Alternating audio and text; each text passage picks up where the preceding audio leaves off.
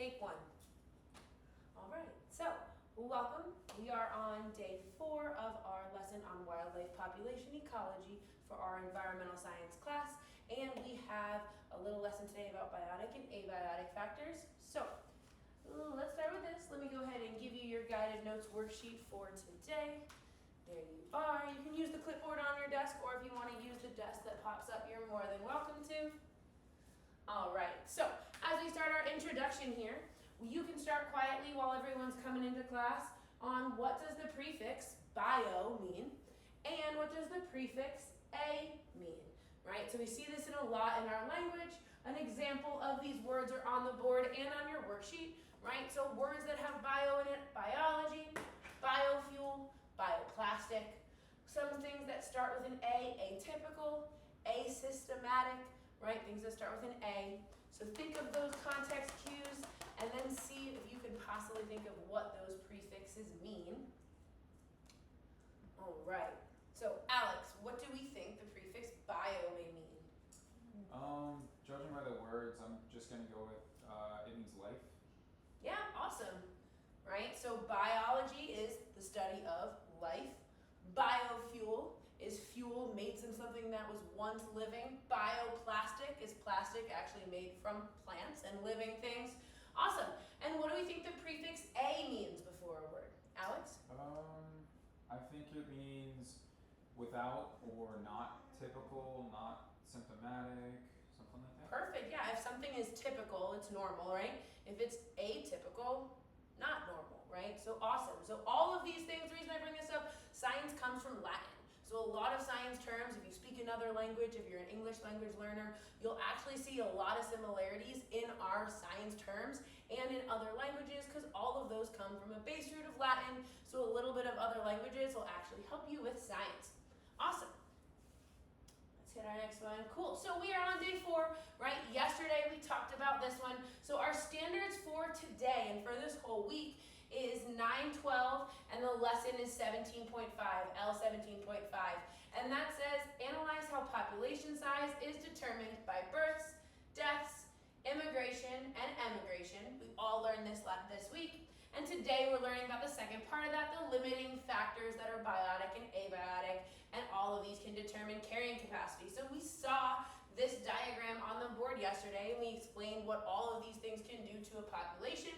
Looking at this diagram, and you have the review on your worksheet, we talked about what are 2 things that add to the population of those words on the board. Alex? That'll be birth and immigration. Awesome. So birth and immigration. So on your thing, if you want to put a plus next to birth and a plus next to immigration, right? And then the other 2 things that take away from our population is? Emigration and death. Good, right? So death takes away from our population. Emigration takes away from the population. We talked about this yesterday, and we gave some little kind of tips and tricks to remember. Immigration starts with I, so that's an in, right? So that's a positive, births are positive, and that emigration, if we forget what that word means, emigration is exit, so when something exits the population. So if we kind of calculate these things, we can combine and figure out if a population is increasing or if a population is decreasing. All right, so there's our review. Let's get into our new stuff for today. So we talked about the births, deaths, immigration, emigration. Today we're focusing on limiting factors that determine the carrying capacity. So our content objective, what we're learning in science today, we're going to identify and record biotic and abiotic factors. In the outdoor school ecosystem, we're shooting for 70% accuracy. That's the accuracy we need to pass this exam at the end of the school year. And we're going to show these observations using 2 cluster diagrams, a new graphic organizer we're going to learn. And we're going to compare these findings with classmates, chit-chat, that's what science is about, and kind of see what our findings are as a class. Also, our language objectives for those that are ELLs and kind of trying to learn our language is we're going to learn and use that environmental science vocabulary during our observation, identify and record the factors in that ecosystem, again, shooting for 70% accuracy, and the students are going to use those comparative language when we discuss our findings. So those are our goals for today. We'll work through a lesson and we'll do an awesome lab going outside to actually put those to use. Cool, sounds fun. All right, so on your worksheet I gave you, we have a nice simple guided notes right, to help you guys out with the two main things we're going to be learning. So our introduction, we talked about living factors. So on your first blank on your worksheet, right, our first blank should be right here, living. We're gonna write living in that first blank. Your spellings are on the board to help you guys out. So a biotic factor is a living or once living organism. Also, keep in mind once living. So things that are dead are still a biotic factor, because then you have living things like decomposers that break them down. They're still living until those decomposers completely break them apart into different elements. Then they are considered a part of the dirt, right? And then, so biotic factors, here's what's important. They are density dependent, right? So that means that these factors matter how many are around. A disease matters how many individuals are around. Like we saw what happened with COVID, right? Where did COVID spread quicker? In cities or in rural areas? In cities. In cities, right? Because we had people densely populated and a disease is living, so they need a high population for those factors to be basically an important part. So examples of biotic factors, right? We have physical condition, we have disease, let me come over here, we have disease, predation. So a lot of these are interactions, right? That third bullet point, interactions between other organisms. Parasitism, competition is also a big one, right? If I threw a bag of Takis in the middle of the classroom, you all would jump on it. That's competition, right? We see that in the wild. You throw a giant piece of meat in the middle, all of the animals are going to compete for it. So all of these are biotic or living factors in our ecosystem. All right, here's the cool one. These are our abiotic factors. Abiotic, if you put a before something, we learned in Latin that means what? Without or not? Without, right? So it is non-living. Keep going with those fill in the blanks, right? Same thing, fill in the blanks are those bolded words.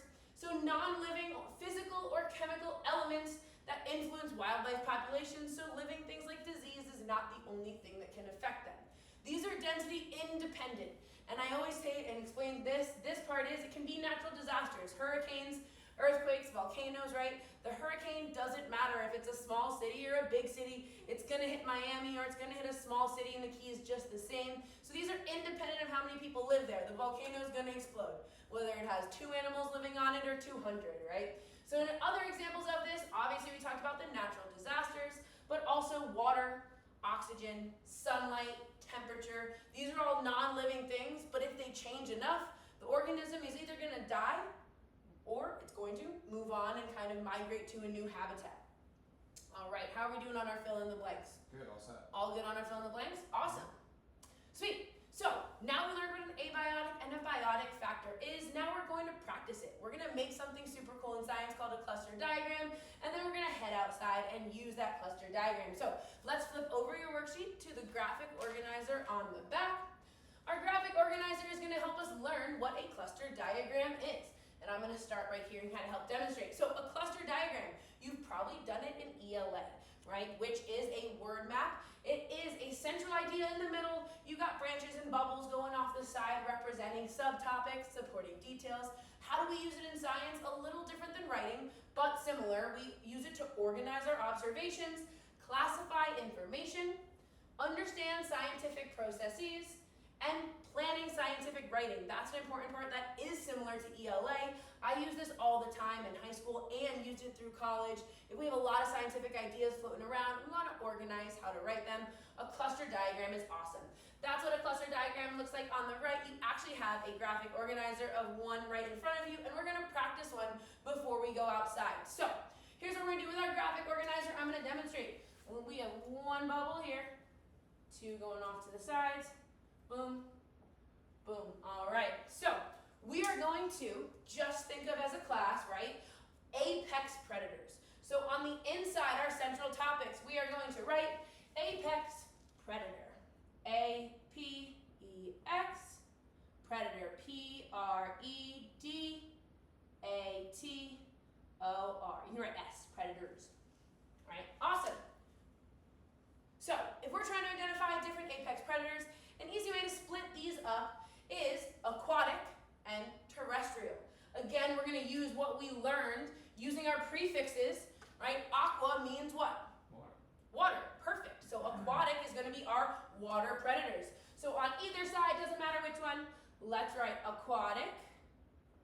I'm going to write these guys in blue. And our other one is terrestrial, right? And terra, especially if you play video games and Pokemon. What does terra mean? Earth. Earth, right? Of Earth. So we're gonna write terrestrial here. These are also awesome vocab terms for science. We're gonna use them all the time in environmental science and up through biology. So right now, let's take 2 minutes, right? You have 2 bubbles shooting off the side here. If you think of more than 2, go ahead and add more, right? So what are 2 aquatic apex predators that we can think of? And what are 2 terrestrial apex predators that we can think of? Living or once living, so that means dinosaurs do count, right? So let's go ahead on your graphic organizer, that practice one on the back. Let's write a couple down. I'll give you about a minute more to write these down, and then we're gonna share some with the whole class.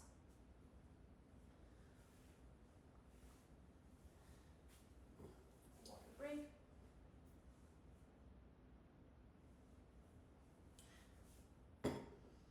All right, awesome. I will start with an example of my own, and then I'll go around the class with some examples. So, aquatic.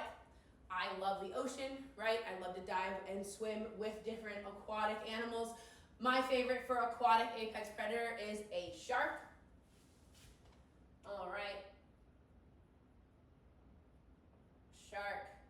And there is one really cool thing. Shark's a hard one to beat, but there's only one thing that can actually kill a shark. Sometimes it's in SeaWorld. Orcas. Alex, orcas, awesome.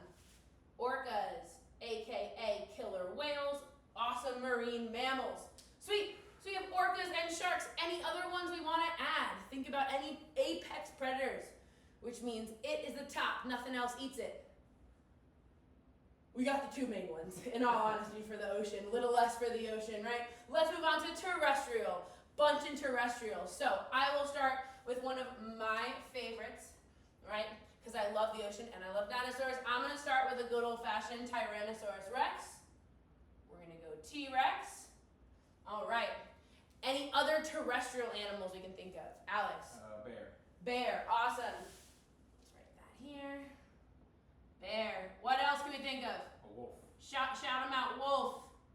What else? Lions and tigers. Lion. I heard tiger. Awesome. Perfect. You just made 2 cluster diagrams, right? One for aquatic, one for terrestrial. Notice one was easier to fill in than the other, right? Why do you think terrestrial would be easier to fill in than aquatic? How much do we know about land? I was just Yeah. We just don't have the knowledge based off of the ocean, its inhabitants and everything.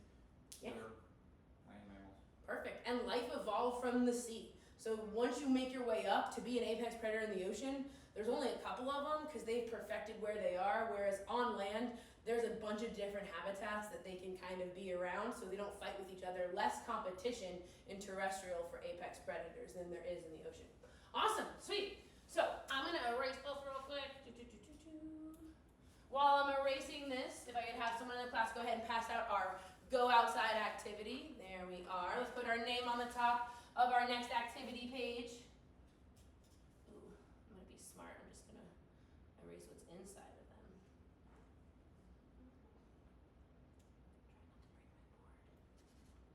Try not to break my board.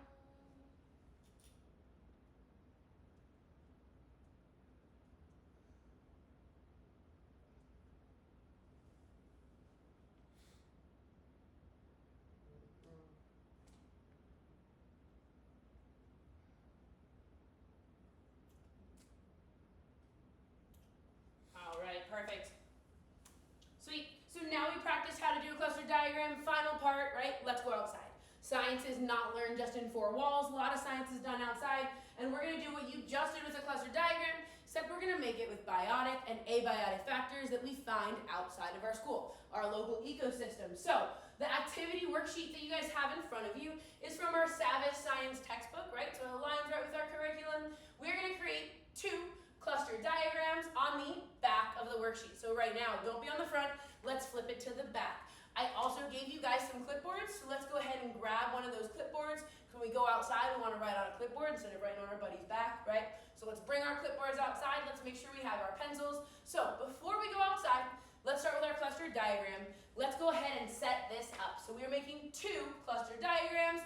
On the back of that worksheet, our assignment when we go outside, a minimum of 5 branches are gonna come off of them, right? So, what we're gonna write in the middle, and I'm gonna help you guys start off. So on the back of your diagram, on the lower part of that page, right? The back of your sheet has a little green sheet across. This is where we're gonna draw our diagrams. In the middle, you're gonna draw a circle, semi-small, but just like how we kind of set it up on our practice, right? Our practice looked just like this. You're literally gonna set this up right on your thing. If you wanna use your graphic organizer as an example, you can look at that graphic organizer we just practiced on. So, in the middle, right, our very first one, our topic is going to be limiting factors. Limiting factors. Awesome. So we can categorize these two things. What are the 2 branches going to have on the left side or one of the sides? What's one of our topics going to be? Alex? Abiotic. Abiotic. Perfect. Abiotic. We're going to write that one with red. Abiotic. Awesome. And then on the left side, or whichever other side, right, what is our second category? Biotic. Biotic. There we go. Biotic. All right, so we now have the setup for our cluster diagram. Your assignment, we're gonna go outside. We're gonna have a teacher-led nature walk. I am going to guide you through a little nature walk through the wetlands behind our classroom, right? While we're there, we are going to stay quiet, open our ears, use our eyes, using your senses really helps. Reminder, the more you talk, the more you scare off wildlife, so the less you can possibly observe, right? We're gonna do a teacher-led nature walk for about 5 minutes. We're gonna find some picnic benches in the shade. We're gonna sit quietly for 5 minutes, mouths closed, ears open, eyes open, looking around. And after that, we're gonna come back in the classroom and see what we observed. And everyone's observations is gonna be different, and then we'll collaborate with our classmates. So, couple reminders before we go outside, right? Science is fun if we go outside, but we gotta follow the rules. Make sure your ID is around your neck. Make sure that we have our clipboard and our pencil. Pencil, not pen. Pens don't work well for observations. If you tip them upside down, they don't work that well, right? Also, we wanna be quiet, not just because we wanna be quiet in the halls, but we also wanna be quiet when we observe nature. And final reminder, school and classroom rules still apply. We are in science class still, which means respectful to any faculty we run into. And most importantly, I know we're going outside the actual doors of the school, but we are still on school premise, which means we're still not gonna curse, and we're gonna use appropriate language. So, any questions so far? I'm good. Are we ready? We're gonna go outside, we're gonna sit out there, nature walk, sit first, so we're gonna be outside about 10 minutes, right? Let's make sure if you have sunglasses, more than welcome to bring sunglasses out, right? Walk around, quiet, ears open, and let's see what living and non-living things we can find outside. Sound good? Sounds good. Awesome, let's go outside. All right.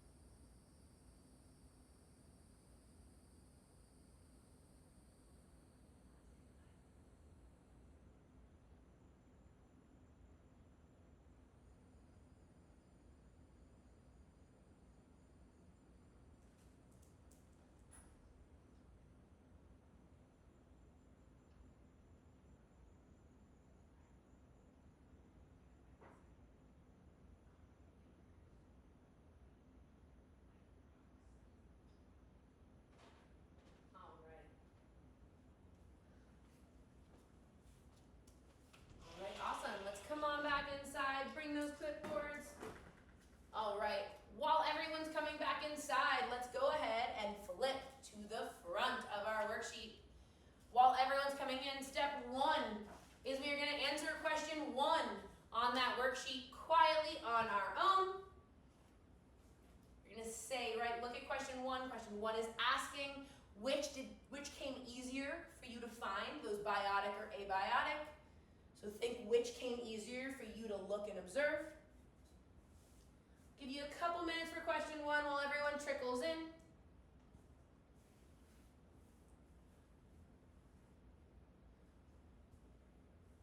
Right, while we're also working on question 1. If you answer question 1 and your partner is coming in and sitting next to you, answer question 1, look at your partner, say howdy partner. Howdy. And then you're going to answer question 2 together in a moment.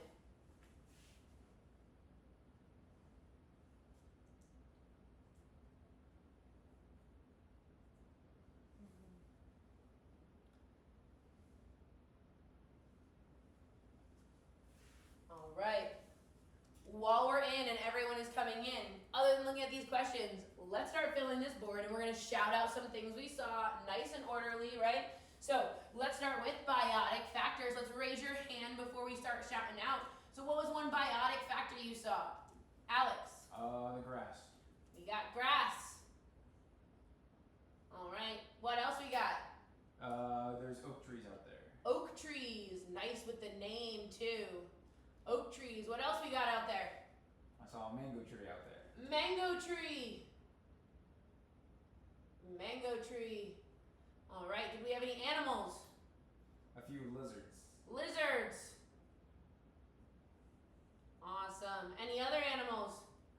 And I saw a hawk out there. Hawk. Did you know what species of hawk? Red tail. We'll double check that. I'm not sure. Red-tailed hawk is possible. They do live around here. All right, awesome. Let's go ahead and list some biotic factors we found. All right, biotic factors, non-living. Go ahead. The sandals I was wearing. Sandals. Good observation, but not fully in the environment, right? So what is something that is not a part of our body that was abiotic? Concrete. Concrete. Concrete, awesome. Another abiotic factor. The water pipes. Water pipes. Water pipes. And let's go with one more. Alex. The soil. Soil. All right, awesome. Sweet. Looks like everyone's kind of trickling in. We are all set. We should have answered number 1, which came easier, biotic or abiotic. Now let's look at number 2. Number 2 is a partner question, right? It's our peer review. What we're going to do is flip over to your diagram on the back. Flip over to the diagram on the back. Look to your partner, say, what's up, partner? The partner. And you are going to now look at each other's sheets and see what you got that your partner did not. If they got something that you did not, add it to your cluster diagram. If you got something they didn't, share information, right? So let's take 2 minutes to now go ahead and share with our partner other things that we found. And question 2 is saying, why do you think that they found some things that you didn't? All right. So let's look and see on the back. Perfect. Awesome. So what did you find? Wind. Wind was a good one. I didn't find wind. Awesome job. What else did you have? Plant holders. Vases. Plant holders. Yeah, 100%. Because those plants could have been planted in the ground. Awesome. Why do you think so? I didn't see the wind. You did, right? Why do you think you saw the wind? I felt it actually. You felt it. Awesome. Write that down. Right? So observations are using your senses. Feeling the wind is great.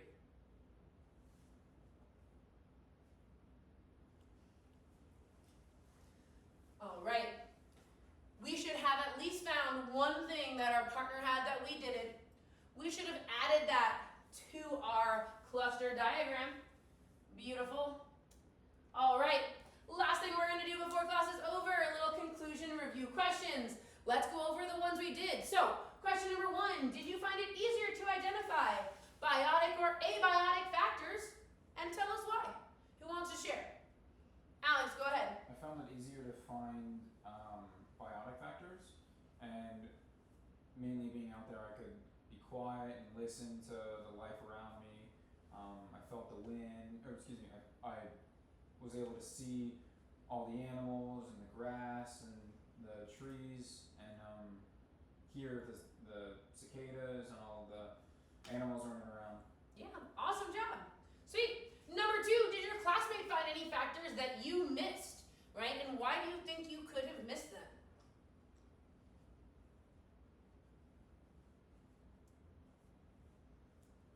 Yes.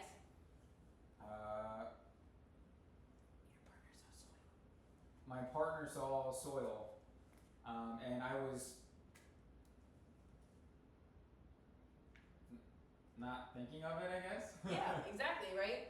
No problem. Sweet. Final question. This is a discussion question. This one wasn't on your sheet, so we're gonna have to use the brain cells for this one. So think before you answer. Raise your hand if you think you have an answer, right? So we have biotic and abiotic factors. They interact, right? So what is one way that a biotic factor that you saw could possibly interact with an abiotic factor? So let's give it 30 seconds. You can jot down some ideas on your paper in front of you if you need to. All right, what is one biotic and abiotic factor that could possibly interact with each other in the ecosystem we saw? Alex, go ahead. Even judging by the picture, water and the trees. The water gives life, gives nutrients to the trees, it being an abiotic factor, and then to the trees that are a biotic factor, they utilize it to live. Yeah, awesome. And what's really cool about those interactions, it goes both ways, right? The water actually needs the trees filter the water, right? Without the trees to filter the water would be gross, dirty, and polluted. Awesome. So a lot of people see the interaction one way, but they don't realize that the abiotic factor, the non-living thing like the water, actually needs the trees to filter everything through with the clear water on there, right? All right, awesome job. Sweet. So today we learned about biotic and abiotic factors. Hopefully know bio is life, abiotic is opposite, right? So not living. Your homework tonight, right? By the time you leave, I am going to collect your guided notes sheet just so that I can verify it, right? And your homework tonight, you are going to finish question 3 on the bottom and question 4. I will collect these for your grade for the day tomorrow, right? Due tomorrow. Final thing before we leave, funny picture on the board. That's what happens when I try to throw Takis in the middle of the classroom, right? Poor prairie dog gets all of his food taken. That's why I tell you guys not to open your bags in the middle of class because you guys just turn into vultures, right? All right, have a good day. Hope you guys had fun. Hope you learned some stuff. Awesome. Bye, thank you. Great job, great interactions.